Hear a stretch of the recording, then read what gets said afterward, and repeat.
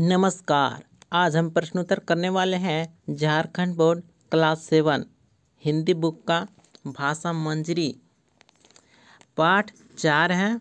खुशबू रचते हैं हाथ। आइए प्रश्नोत्तर करते हैं। अभ्यास का पहला प्रश्न देखिए, कैसे कैसे हाथ खुशबू रचते हैं। तो पहला प्रश्न का उत्तर होगा, कविता में विभिन्न प्रकार के हाथों का उल्लेख किया गया है जो खुशबू रचते हैं।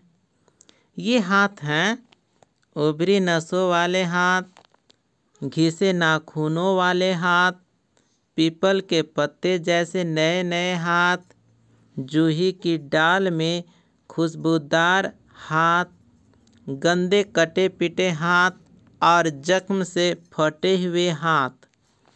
ये सभी मेहनतकश लोग हैं जो अगरबत्तियां बनाते हैं और संसार में खुशबू फैलाते हैं।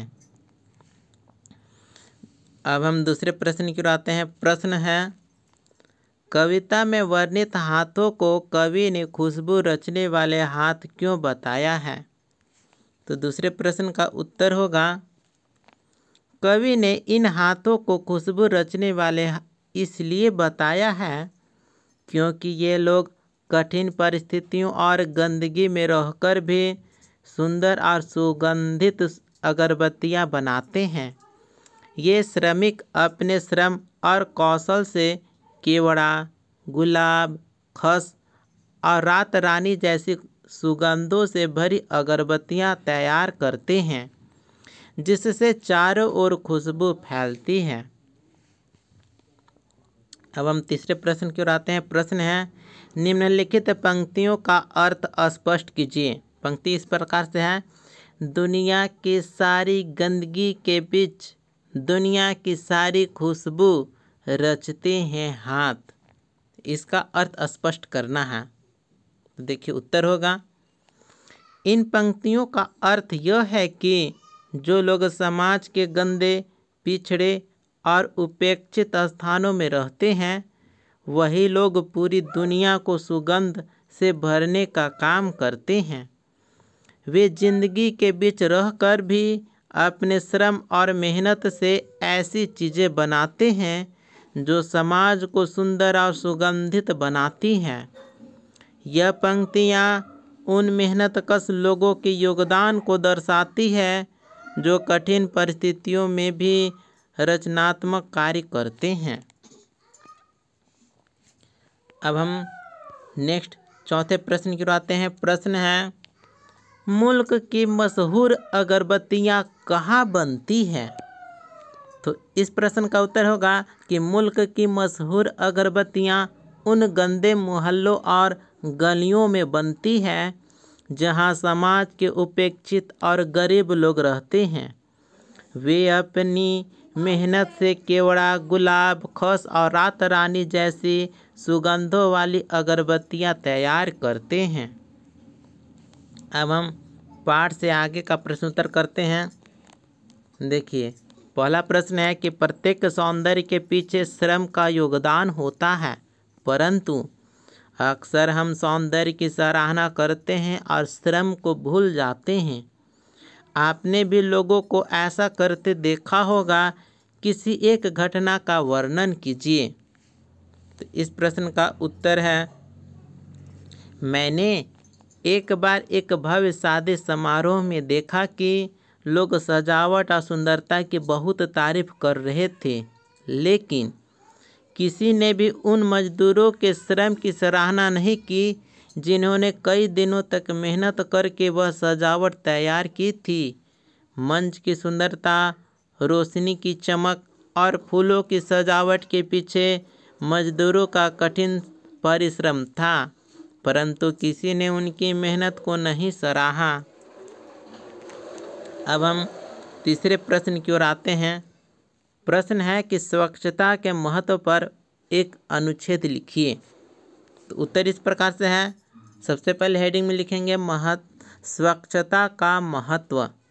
इसके बाद हम लिखेंगे कि स्वच्छता केवल हमारे घर, गली और मोहल्ले की सफाई तक सीमित नहीं है, बल्कि यह हमारे स्वास्थ्य और समाज के विकास से भी जुड़ी हुई है। स्वच्छता से न केवल बीमारियों से बचाव होता है, बल्कि यह मनुष्य के मानसिक और शारीरिक स्वास्थ्य पर भी सकारात्मक प्रभाव डालती है। एक स्वच्छ वातावरण में रहकर व्यक्ति अधिक उत्पादक और ऊर्जावान महसूस करता है। हमें अपने घर, विद्यालय, कार्यस्थल और सार्वजनिक स्थलों को साफ सुथरा रखना चाहिए। यदि हर व्यक्ति स्वच्छता के प्रति जागरूक होगा तो हमारा समाज और देश स्वच्छ और सुंदर बन सकेगा। अब हम तीसरे प्रश्न पर आते हैं। प्रश्न इस प्रकार से है कि आप अपने आसपास किसी टोले मोहल्ले में जाइए जहां लोग गंदगी के बीच काम करते हैं। उनकी समस्याओं के बारे में जानकारी प्राप्त कीजिए एवं समस्याओं के समाधान हेतु मुखिया, वार्ड पार्षद को एक चिट्ठी लिखिए। तो यह चिट्ठी खुद लिखना है और किस प्रकार से लिखिएगा आप खुद समझिएगा। इसके बाद देखिए चौथा प्रश्न है कि त्योहारों के अवसर पर घर आंगन में बनाई जाने वाली विभिन्न प्रकार की रंगोलियां आप देखते होंगे। उन्हें रचने वाले हाथ ही होते हैं। अपने अपने इलाकों में विशेष अवसर पर की जाने वाली चित्रकारी के बारे में पता कर लिखिए। तो चौथा प्रश्न का उत्तर इस प्रकार से है कि मेरे इलाके में दीपावली और अन्य त्योहारों के अवसर पर रंगोली बनाई जाती हैं। इसे मुख्य रूप से महिलाएं और युवतियां अपने घरों के आंगन में बनाती हैं। इसके लिए वे रंगीन पाउडर, फूलों की पंखुड़ियों और चावल के आटे का उपयोग करती हैं। इसके अलावा झारखंड में सोहराय चित्रकारी प्रसिद्ध है, जिसमें दीवारों पर पारंपरिक चित्र बनाए जाते हैं। यह कला जनजातीय संस्कृति से जुड़ी हुई है और इसे बनाने वाले हाथ वास्तव में प्रशंसा के योग्य हैं। अब हम अनुमान एवं कल्पना से प्रश्नोत्तर करेंगे। पहला प्रश्न है कि यदि आपको झारखंड का मुख्यमंत्री बना दिया जाए तो आप मेहनत कशों के लिए क्या क्या करना चाहिएगा। ठीक है, तो पहला प्रश्न का उत्तर है यदि मैं झारखंड का मुख्यमंत्री बन जाऊं तो मेहनतकश लोगों के लिए कई योजनाएं लागू करूंगा। मैं उनके लिए स्वास्थ्य सुविधाएं, स्वच्छता व्यवस्था, शिक्षा और रोजगार के अवसर प्रदान करूंगा। मैं यह सुनिश्चित करूंगा कि उन्हें उचित मजदूरी मिले और वे सुरक्षित वातावरण में काम कर सकें। इसके अलावा उनके रहने के लिए साफ सुथरे आवास और उनके बच्चों की शिक्षा के लिए विशेष योजनाएं लागू करूंगा। अब हम अनुमान एवं कल्पना का दूसरा प्रश्न की ओर आ गए हैं। प्रश्न है कि कुछ मजदूरों को गंदगी के बीच रहकर काम करना पड़ता है। वे ऐसी विषम परिस्थितियों में कैसे काम कर पाते होंगे, कक्षा में चर्चा कीजिए। तो इस प्रश्न का उत्तर होगा कि मजदूर विषम परिस्थितियों में भी अपनी आजीविका चलाने के लिए काम करते हैं। उन्हें अपने परिवार का पालन पोषण करना होता है, इसलिए वे कठिनाई सहकर भी श्रम करते हैं।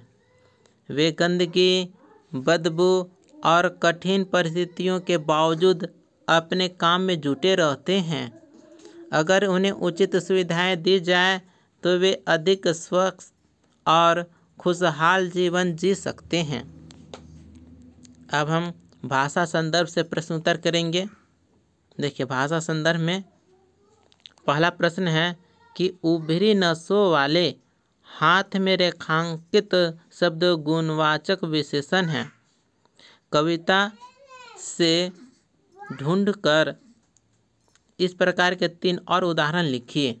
ठीक है, तो पहला प्रश्न का उत्तर होगा पहला है घिसे नाखूनों वाले हाथ, दूसरा पॉइंट में है खुशबूदार हाथ, और तीसरा पॉइंट है जख्म से फटे हुए हाथ। ये सभी गुणवाचक विशेषण हैं। अब हम दूसरे प्रश्न को आते हैं। प्रश्न है कि खुशबू शब्द का दो अलग अलग संदर्भों में वाक्यों में प्रयोग देखिए। ठीक है, जैसे बगीचे में फूल खिले हैं, उसकी खुशबू चारों ओर फैल रही है, इसमें खुशबू आया। दूसरा पंक्ति में है कि भोज की तैयारी चल रही है, भोजन की खुशबू से अतिथियों की सुधा तेज हो गई है। अब आप नीचे दिए गए शब्दों के ऊपर उदाहरण को ध्यान में रखते हुए दो दो वाक्य बनाइए। जैसे है जख्म, जख्म का दो वाक्य बनाना है तो पहला वाक्य होगा उसके हाथ में गहरा जख्म हो गया है। दूसरा लाइन होगा कि पुराने जख्म समय के साथ भर जाते हैं। अब हम मुल्क का वाक्य बनाएंगे कि हमें अपने मुल्क से प्यार करना चाहिए, और दूसरा वाक्य है इस मुल्क के लोग बहुत मेहनती हैं। मोहल्ला शब्द का हम वाक्य बनाएंगे तो पहला वाक्य होगा हमारा मोहल्ला बहुत स्वच्छ है, और दूसरा पंक्ति होगा इस मोहल्ले में बहुत चहल पहल रहती है। अब हम तीसरे प्रश्न की ओर आते हैं कि प्रस्तुत कविता मुक्त छंद में रचित है। मुक्त छंद में रचित कोई अन्य कविता ढूंढकर लिखिए। तो यह कार्य आपको स्वयं करना है। मिलते हैं अगले वीडियो में। धन्यवाद।